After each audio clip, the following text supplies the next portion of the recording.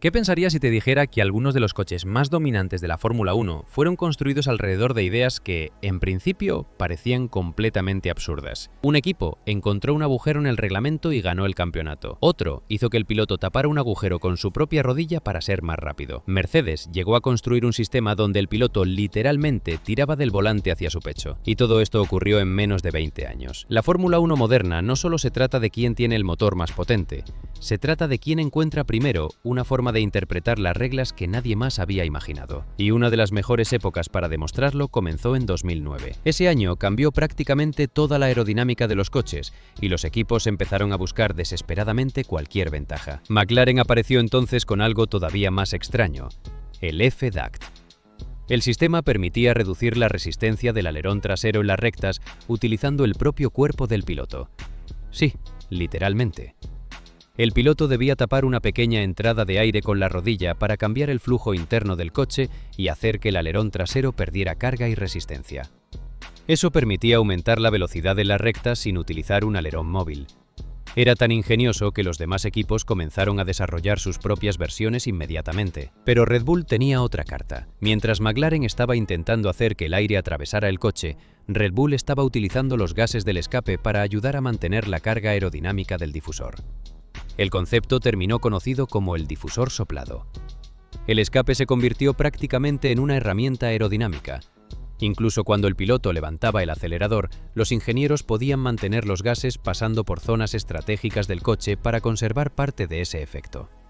Y cuando Red Bull perfeccionó el sistema, su dominio aerodinámico se volvió todavía más difícil de alcanzar. Después llegó otra revolución: el DRS.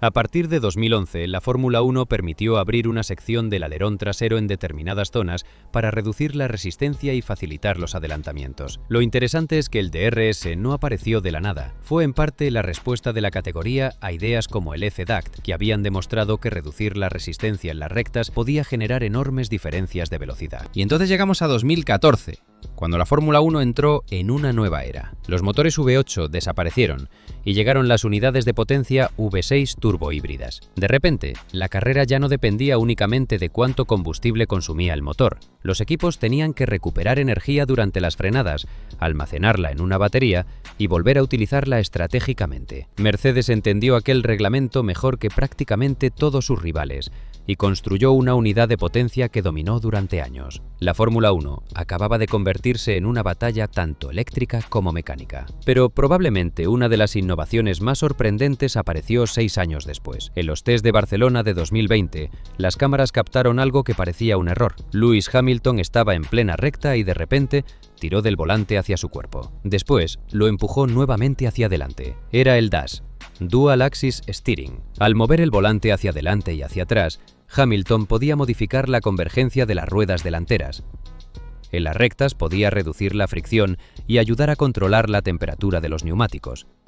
Antes de las curvas podía devolverlas a su configuración normal. La FIA permitió el sistema durante 2020, pero posteriormente lo prohibió mediante las nuevas reglas. Y mientras los equipos seguían intentando encontrar décimas de segundo, la Fórmula 1 estaba desarrollando otra innovación que no buscaba hacer los coches más rápidos, sino mantener vivos a los pilotos: el halo. Cuando apareció, muchos aficionados lo odiaron. Decían que era feo, que arruinaba el diseño de los monoplazas y que ni siquiera estaba claro que fuera necesario. Pero después de varios accidentes, la percepción comenzó a cambiar. El halo demostró que una estructura relativamente sencilla podía proteger la cabeza del piloto frente a impactos extremadamente violentos.